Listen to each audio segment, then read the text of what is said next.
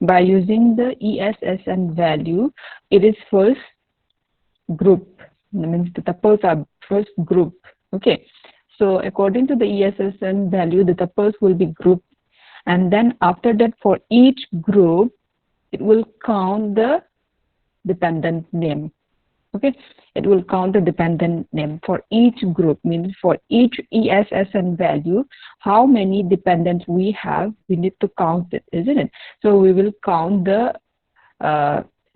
partial key that we have in the dependent relation, and the partial key is a dependent name, isn't it? So we'll count dependent name.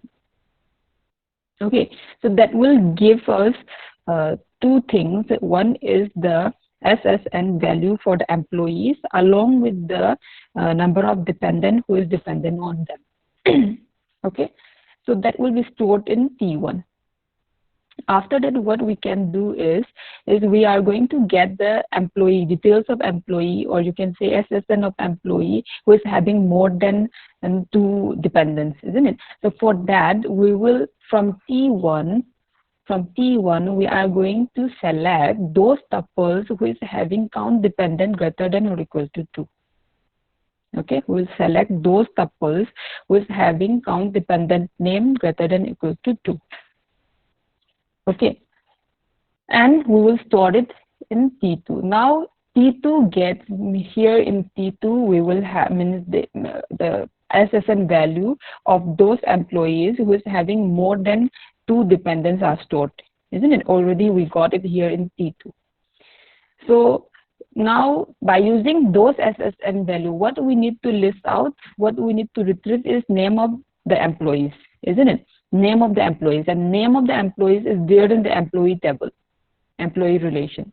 So that's why we need to join this T2 with the employee relation. We'll join it using ESSN equals to SSN. Joining condition will be this one, and then we'll join it. So after joining it, it is very easy to retrieve the name. So we'll just project the first name, middle name, and last name. Okay, so you can do this in a single expression also. So this is the first query. The second query is to retrieve the name of employees who have no dependents. You try this one. Okay, retrieve the name of employees who have no dependents. So you can either use the same thing, the grouping of tuples and then counting the number of dependents. You can do that, or here again, another thing you can use here is the set subtraction. And subtraction, you can use the subtraction operator here. Means in the what you need to get is name of employees who have no dependent, isn't it? Relation, you can just retrieve only the SSN value, and then from the dependent relation you can retrieve the ESSN value. So you just rename them in order to get the same name. And then after that you just subtract it in order to get those SSN value for the employees who is having no dependent, isn't it? You can subtract them. Okay, and then if you got the SSN, it is very easy to retrieve the name from by using the SSN.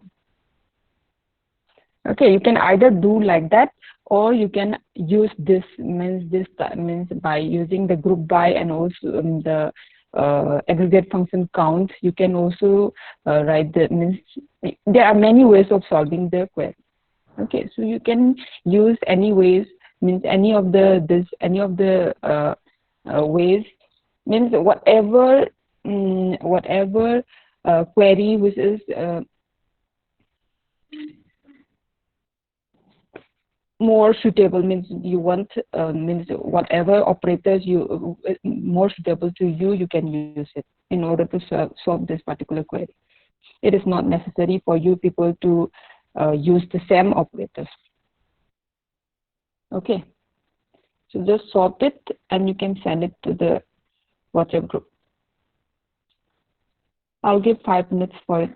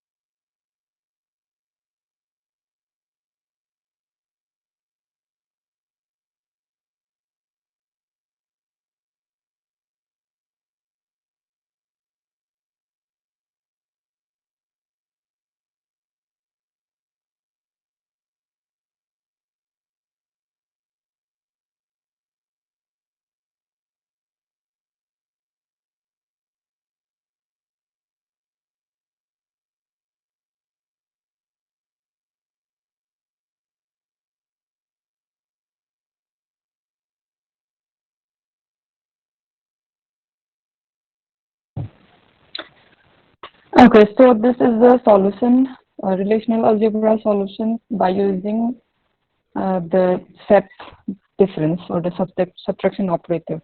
Okay, that we have in the relational algebra. So here what is happening, first we are projecting the SSN from the employee, only SSN. Okay, in order to subtract we need the attributes to be same, isn't it? We need to have the attributes to be same. So that's why I'm only projecting SSN, and then from from dependent project where we need to project the ESSN value.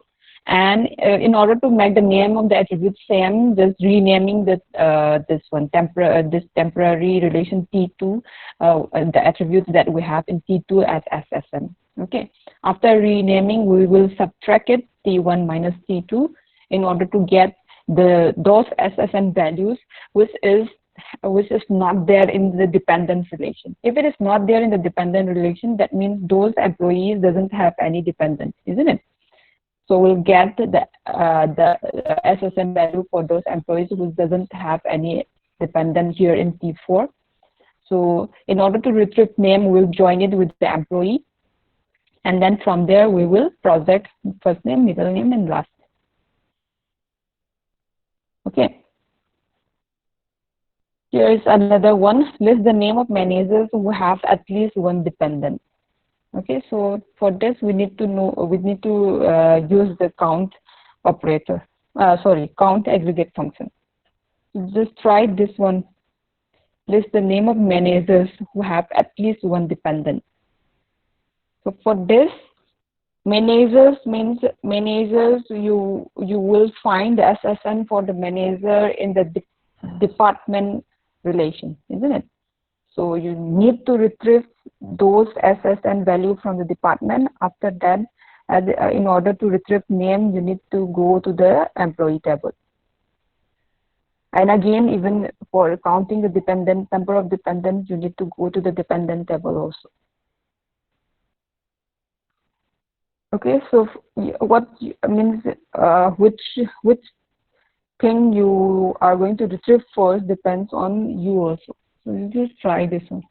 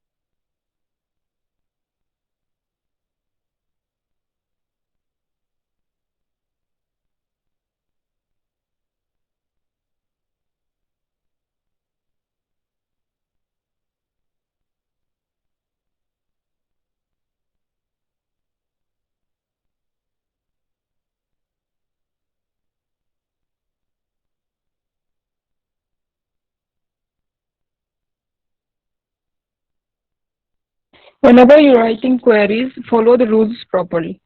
Okay, so for set operations, you need to have the same number of attributes, same number, name of attributes should be same. All those things, you just remember it. Okay, and you just can't difference, means you just can't subtract employee from the means after joining employee and dependent, you can't subtract employee table from there. You can't do it like that. Think logically and just apply the rules also. So for this query, what you can do is list the name of managers who have at least one dependent. For me, if I have to solve it, what I'm going to do is from the dependent relation by using the grouping and then counting aggregate functions. I will retrieve the we need to first retrieve the SSN and of those employees who is having at least one dependent. Okay, who's having at least one dependent. After that, it will be joined. It will be joined with the department relation. Okay, it will be joined with the department relation using the okay. So for that, yeah, you can join using the MGR SSN and ESSN. Okay, MGR SSN and ESSN, by using that particular two attributes, you can join department with dependent. So like that, you will get the manager SSN, and means SSN for those managers who is having at least one dependent. Okay, and from there you can retrieve, means it is very easy. If you get the SSN for those managers who is having at least one dependent, it is very easy to retrieve the name of the manager. Okay, or in another way, you can also join, you can also join this means you can also retrieve the manager SSN first from the department relation. After that, and you can join it with the employee relation, and then after that you can means you can retrieve the SSN value who's having at least one dependent, then from the dependent relation. Okay, so it means it might be different for different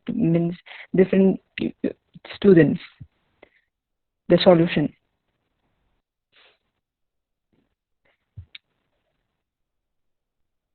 Okay, so that is relational algebra. If you have any doubt here in this particular topic, then you can tell me. This is a formal language for only relational model. Okay, and you can means you can write queries, means retrieval queries, by using relational algebra to retrieve information from any relational model. And there is another formal language for relational algebra, and it is known as relational calculus.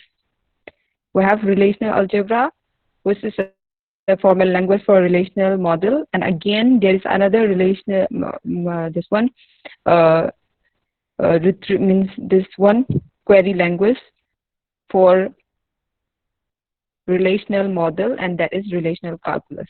It is also a formal language. Okay, so how it is going to write, means how we are going to write queries using relational calculus. This is the first. Here you can see, in this way we have to write the relational calculus queries. Okay, here what we are writing is, inside the parenthesis, inside these curly braces, we will have two parts, this one and this part. The first part, they are separated by a vertical line. Okay, the first part, we have to write the attributes that we want to retrieve. Whatever attributes we want to retrieve, we have to write it here. Okay, in the second part, in this right hand side, what we have to write is, we are going to write the rules, whatever conditions we are going to apply, we have to write it here. Okay, So here I'm just having some few things like T. What is this T? T is a variable, and it is a tuple variable which can hold a tuple for a particular relation. Okay, so it means there will be a relation in every query. Some relations will be some relations going to be involved, isn't it? So if a relation is involved, and if we are going to access the tuples, then we have to access it by using a particular variable, tuple variable. Okay, so T represents tuple variables.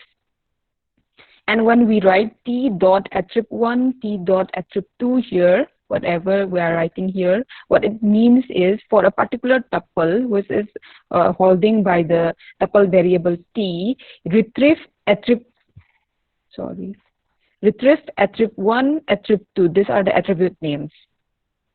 Okay, T is the tuple variable, and attrib1, attrib2, they are the attribute names. Okay, and this, what about this DOM? DOM will give you the domain of T, tuple variable T. Domain of T is going to be, means a relation. We have to define a relation for which T is going to, T is going to hold the tuples. Okay, so means domain of T, the particular domain of T. And condition T means condition, if you are going to apply any condition, whether it is a joining condition or any other form of condition, then you have to apply it here. Okay.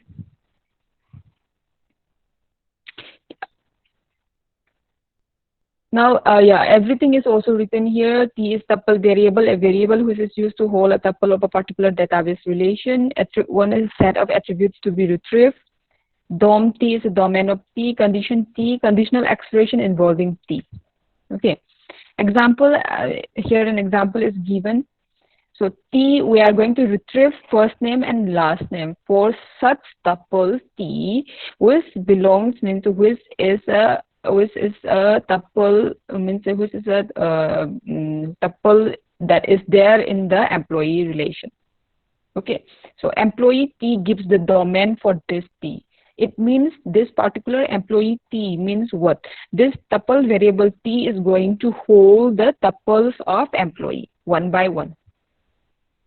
Okay, and after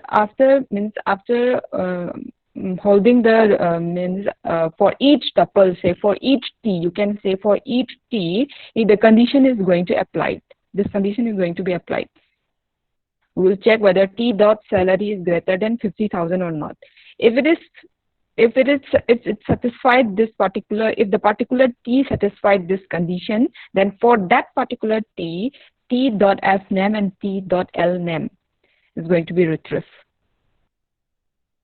Okay, first T is going to have a domain. First, we need to define the domain for T.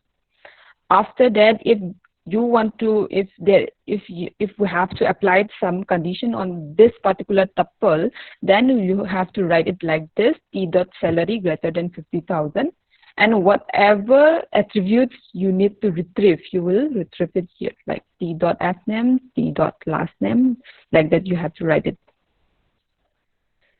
Okay, so operators, there are, means all the operators that we have seen so far in the relational algebra, we can use it here also in relational calculus.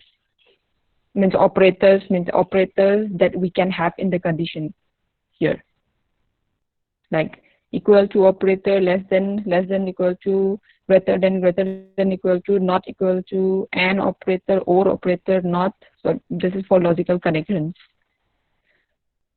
Okay, and other things that we can have in the relational calculus is existential and universal quantifier. Okay, so when we are going to use this existential and universal quantifier, so if we have to check whether if we have to retrieve for or name of employees who is having some dependence or like that, if there is some query like that, then we can use the existential quantifier. for this employee, there should exist some dependent who is depending on the employee, like that. Okay, so for those queries, we can use the existential and universal quantifier. Now let us see some examples. The first one is retrieve the birth date and address of the employee whose name is Smith. We have done this again and again in SQL and then again in relational algebra, and we'll do it here again in relational calculus. Birth date and address of employee whose name is Smith. So we are going to, means in order to retrieve birth date and address, we are going to have a tuple variable which will be holding tuples for employees, because birth date and address is there in the employee table, in the employee relation, isn't it? So we will first define the domain of T, that is the relation for which T is going to hold the tuples one by one. And a condition is whose name is Smith, isn't it? The name of the tuple means the for the tuples which is going to hold by T, we are going to select those tuples whose name, that is last name, is equal to Smith. Okay, so for those tuples, we are going to retrieve birth date and address. Like this, you are going to write the relational calculus query. Okay. Now another query. List the name and address of all employees who work for the research department. Name and address of all employees who work for the research department. Okay. So we are going to retrieve name and address of employees. So for that, means name of address, a tuple variable need to be should be there. We need to define a tuple variable which will be using for retrieving name and address of employees, isn't it? That means the tuple variable, domain of tuple variable is going to be employee. Okay, and whatever we have to retrieve, we have to write it here. And is there anything we need to have, means is there any condition we need to apply? Who work for the research department? Those employees should be working for the research department, isn't it? So that means if we have to define another tuple variable, okay, if we have to define another tuple variable, then we have to use the quantifiers, whether it is the existential quantifier or the universal quantifier. But for this particular query, we have to use the existential quantifier. There should exist some department. There should exist some department having the research as a name of the department. Okay, so and we will have an and here for connecting the this one conditions, connecting the rules. These are the rules, isn't it? So in order to connect the rules, we have to use the logical connections. So there exists D, and D is going to hold the tuples of department. Okay, department D, and D dot D name should be equal to research. And another thing is here, you are providing the joining conditions here also. Okay, you just do not need to have any join operations like this. Okay, so that means what it is going to do is, for till here we already know what is happening, isn't it? Now what it is happening here is there is going to be a tuple variable D which will be holding the tuples of department one by one, and we are going to search for those tuples in the department relation where D dot D name is equal to research, and also D dot D number is equal to T dot D number.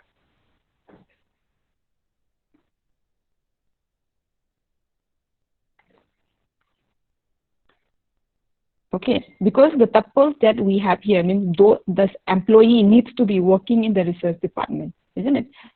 Because of that, we need to have this particular condition. So in the relational calculus query.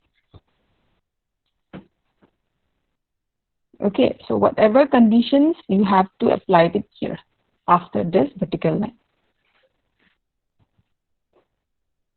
Any doubt?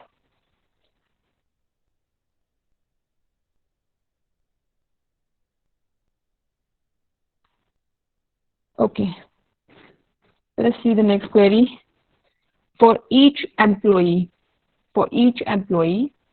retrieve the employee's first and last name and the first and last name of his or her immediate supervisor. Okay, immediate supervisor. That means we are going to retrieve names of employees and also names of supervisors, isn't it? So that means we need to have two tuple variables. One tuple variables will be holding tuples for the means will be holding tuples for the employees, and one tuple variable will be holding the tuples for the supervisors. Okay, and both of them is there in the employee relation. Okay, so e dot s name, e dot l name. These are the employee names we are going to retrieve. S dot s name, s dot l name is the name for the supervisors. E, both of them, domain of this E and also S are going to be employees. So employee E, employee S. Okay, and we need to give the joining conditions also here. E dot super SSN equal to S dot SSN. That means for the tuple that is holding by this E, for the tuple in this employee, should be having an SSN value equal to super SSN value, super SSN value equal to SSN value for the tuple holding by this S, tuple variable S. Okay, so this it is going to be checked one by one. So for each E, we are searching for an S. Okay, S where this particular condition satisfied. If this satisfied, only at that point of time, this are going to be retrieved. Okay, so we will have an employee relation. It might have many tuples, so the E is going to hold each tuple one by one. Okay, when E is holding the first tuple, for this first tuple, S is going to hold the tuples for the other employee table, and we are going to check each tuple by using this S. We are going to check each tuple, and what we are going to check is this one, this condition. Okay, so whatever combination of tuples who is satisfying this condition, for those combination we are going to retrieve this.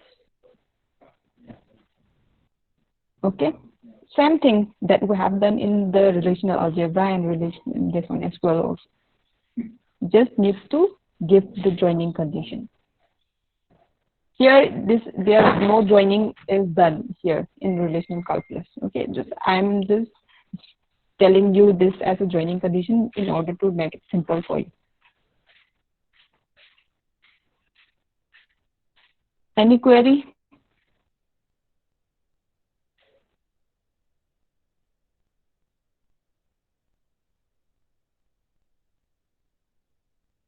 Okay, see this one. List the name of employees who have no dependent. So not, an operator not is given here. Everything is same.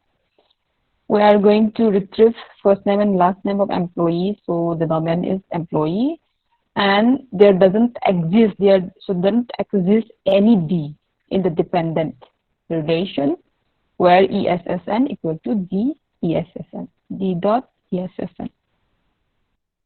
Okay, so that is why I'm having a not operator here.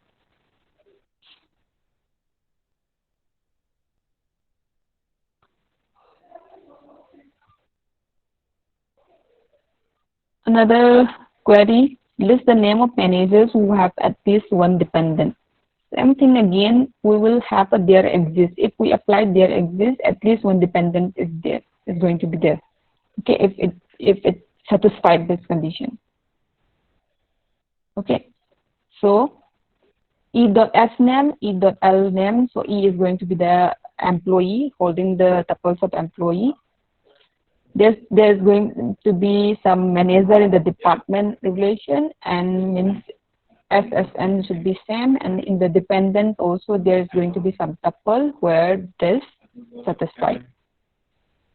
Okay, so if this satisfied, then it means there is some manager, means the name and of a particular manager will be retrieved who is having at least one dependent.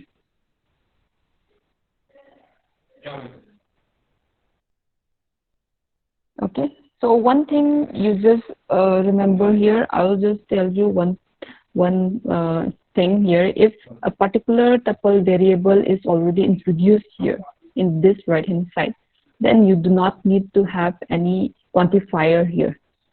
You do not need to have any quantifier in order to define another this one, in order to define the tuple variable. If it is not introduced here, if you are going to define a new tuple variable, then you need to define it by using the quantifiers. You can see here also already E is already introduced here and S is already introduced here. That is why we do not need any quantifiers in order to define the domain of E and the domain of S. But here we need to define the domain of D and domain of P by using the quantifiers. Okay.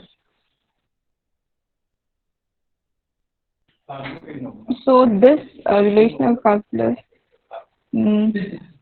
okay, let us just complete this. The last query is for every project located in Imphal, list the project number, the controlling department number, and the department manager's last name, birth date, and address.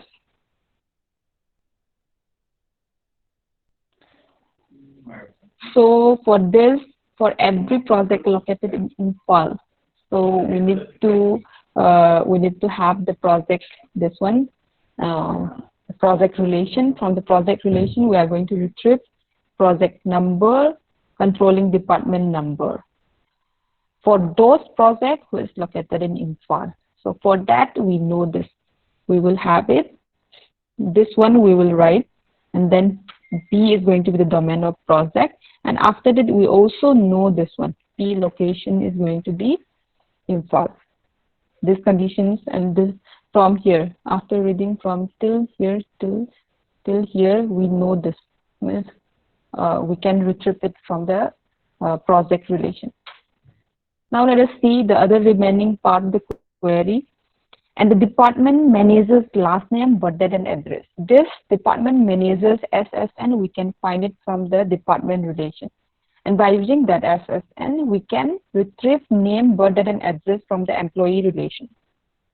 Isn't it? So three relations are involved.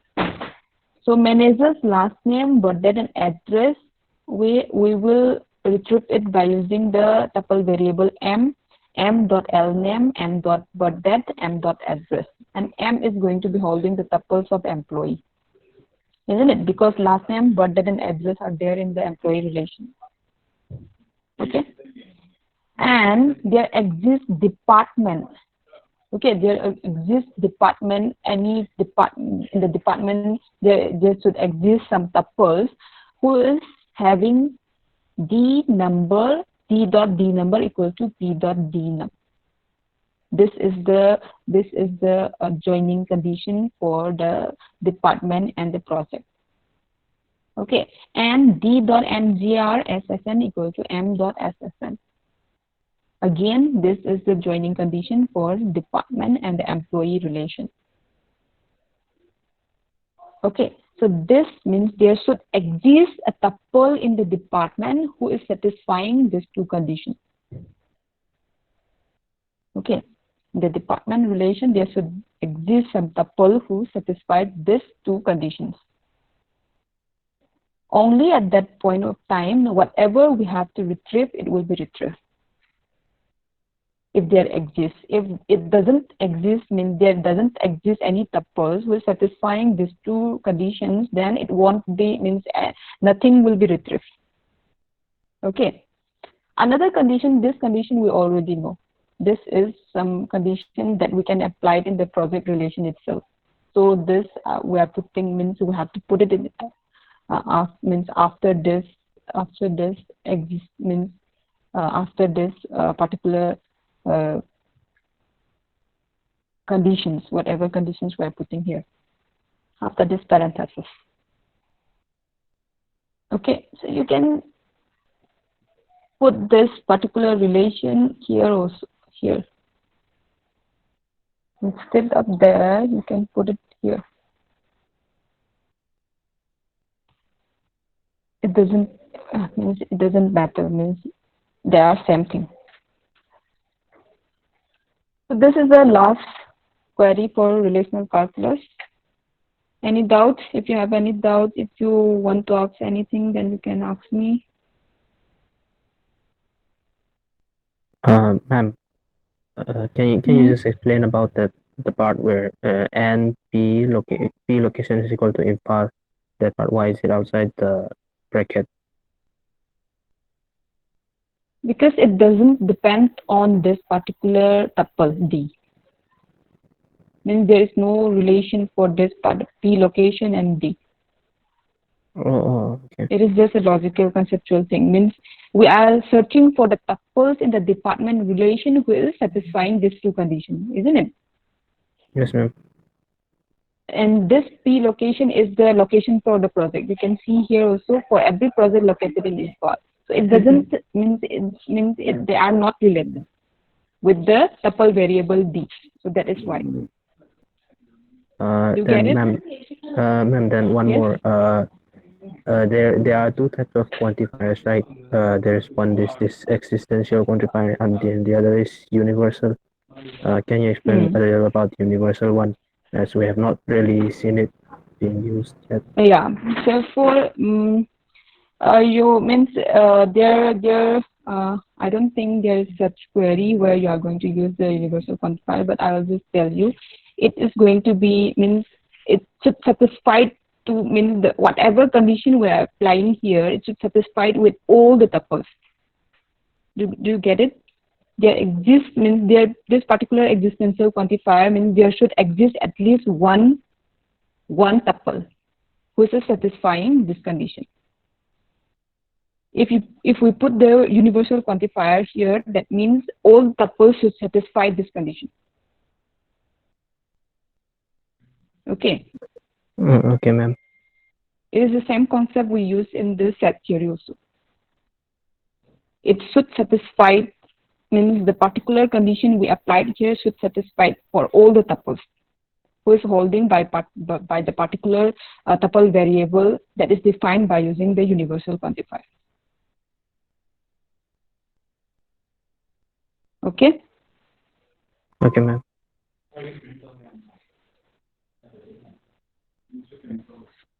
Okay, so that is relational calculus. This week we have completed relational algebra and then relational calculus. They are both formal language for relational models. And in the next class, we'll start the topic. Means we will the queries and all. We have already done it using writing queries using SQL and then relational algebra and then relational calculus. In the next class, we'll start a new topic. Okay. Functional dependency and normalization will start in the next class.